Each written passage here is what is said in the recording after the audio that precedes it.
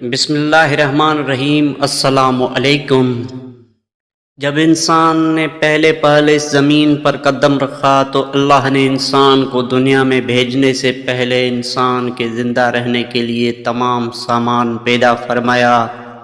ہوا، پانی، آگ اور مٹی یہ انسان کی بنیادی ضرورت تھی، اس کے بغیر تو انسان زندہ ہی نہیں رہ سکتا۔ انسان کے جسم میں قوت پیدا کرنے کے لیے کھانا بھی ضروری تھا۔ اس کے لیے اللہ نے پھل، پھول، میوے، پودے، ہرے بھرے درخت پیدا کیے۔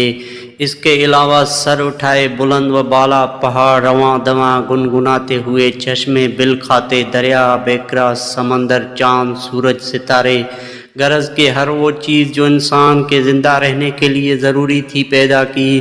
ان سب چیزوں کے علاوہ انسان کے آرام اور سہولت کے لیے اور چیزوں کی بھی ضرورت تھی، وہ بھی پیدا فرمائی۔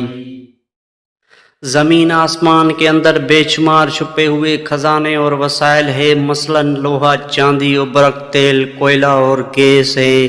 یہ تمام چیزیں انسان کے لیے ضروری ہے کہ ان سے انسان فائدہ حاصل کرتا ہے۔ ان تمام چیزوں کو زمین کے اندر سے نکالنے اور دریافت کرنے کے لیے ایک ایسی ذی عقل اور علم رکھنے والے ہستی کی ضرورت تھی جو ان تمام چھپی ہوئی اور اوجھل چیزوں کو ڈھونڈ کر نکالے اور اپنے ہی لیے کارآمد بنائے۔ یہی ہستی جسے انسان کہا جاتا ہے۔ انسان کو اللہ نے عقل اور سوچنے سمجھنے کی صلاحیت عطا کی، پھر دنیا میں بھیجا۔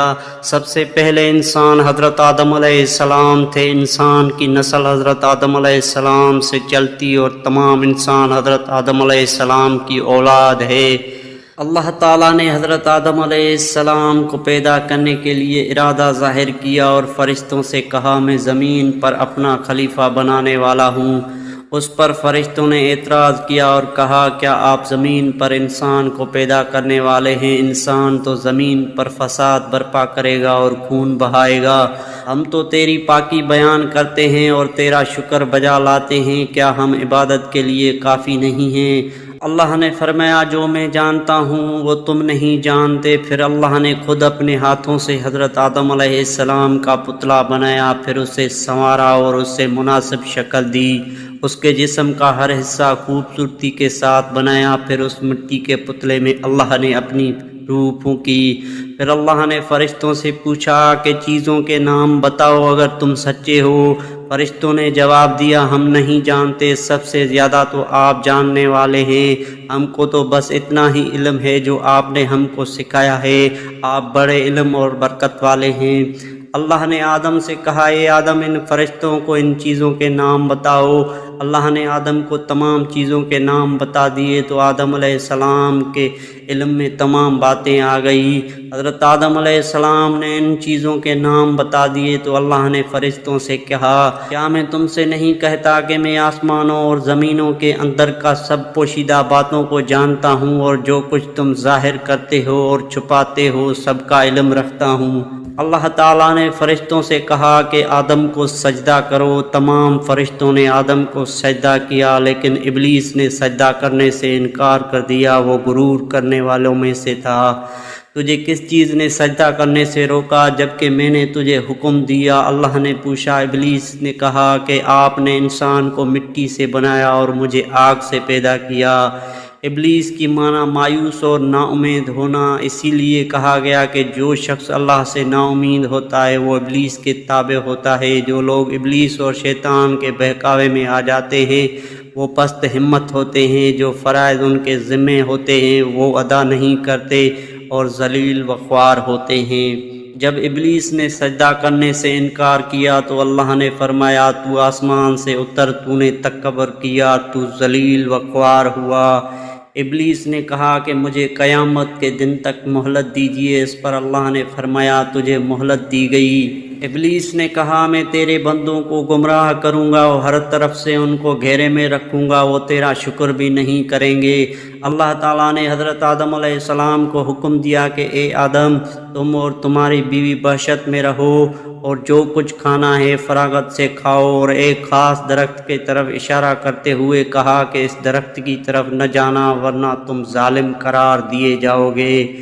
چنانچہ حضرت آدم علیہ السلام اور حضرت بی بی ہوا آرام سے رہنے لگے تو شیطان نے دونوں کے دلوں میں وسوسہ ڈالا کہ تمہارے رب نے تم دونوں کو اس درخت کے قریب جانے سے اس لیے منع فرمایا کہ کہیں ایسا نہ ہو کہ تم ہمیشہ ہمیشہ کے لیے زندہ رہنے لگو۔ میں تمہارا خیر خواہ ہوں اور تم دونوں کی بھلائی چاہتا ہوں۔ شیطان کے فریب میں آ کر حضرت آدم اور ہوا نے درخت کا پھل چھکا تو دونوں وحشتی لباس سے محروم ہو گئے، ان کے جسم سے وحشت کا لباس اتر گیا۔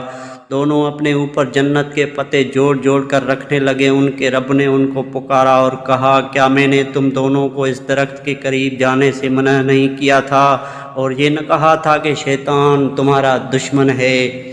حضرت آدم اور ہوا دونوں سے غلطی ہوئی، انہوں نے اللہ کا حکم نہیں مانا۔ اس غلطی پر دونوں کو سخت ندامت ہوئی۔ حضرت آدم علیہ السلام نے اللہ سے معافی طلب کی اور دعا کی، اے میرے رب، ہم نے اپنے نفس پر ظلم کیا، اگر آپ ہم پر رحم نہ کریں اور ہماری مغفرت نہ کریں تو ہم نقصان اٹھانے والوں میں ہوں گے۔ حضرت آدم اور ہوا کو زمین پر اتار دیا اور کہا کہ تم ایک دوسرے کے دشمن رہو گے اور ایک خاص وقت تک تم دونوں کو زمین پر رہنا ہے۔ میری طرف سے کوئی ہدایت آئے تو جو شخص اس ہدایت کو مانے گا نہ انہیں کسی بات کا اندیشہ ہوگا نہ کوئی غم۔ جو میری نصیحت سے منہ موڑے گا اس کے لیے دنیا میں زندگی تنگ ہوگی اور قیامت کے روز اس کو اندھا اٹھائیں گے۔ جب حضرت آدم علیہ السلام آسمان سے اتر کر زمین پر آئے تو وہ فرشتوں کی پاکیزہ باتیں سننے سے محروم ہو گئے، اس لیے دل اداس رہنے لگا۔ آپ نے اللہ سے دعا کی اور عرض کیا کہ میں تو فرشتوں کی صحبت سے محروم ہو گیا ہوں۔ اس پر اللہ نے فرمایا، آپ مکہ معظمہ جائیں، وہاں میرا گھر تعمیر کریں، اس کا طواف کریں اور نماز پڑھیں۔ چنانچہ آپ علیہ السلام جبریل امین کے ساتھ مکہ معظمہ گئے، وہاں کعبے کی بنیاد رکھی، نماز پڑھی اور طواف کیا۔ حضرت آدم علیہ السلام کے واقعے سے ہمیں سبق ملتا ہے کہ جس کام کو اللہ نے کرنے سے منع فرمایا ہے وہ نہ کریں، جو کام کرنے کا حکم دیا ہے وہی کریں، یہی عبادت ہے۔ عبادت نیکی ہے، نیکی عبادت ہے۔ دوستو، مزید ایسی ویڈیوز کے لیے اس چینل کو سبسکرائب ضرور کر دیجیے گا۔ اللہ حافظ۔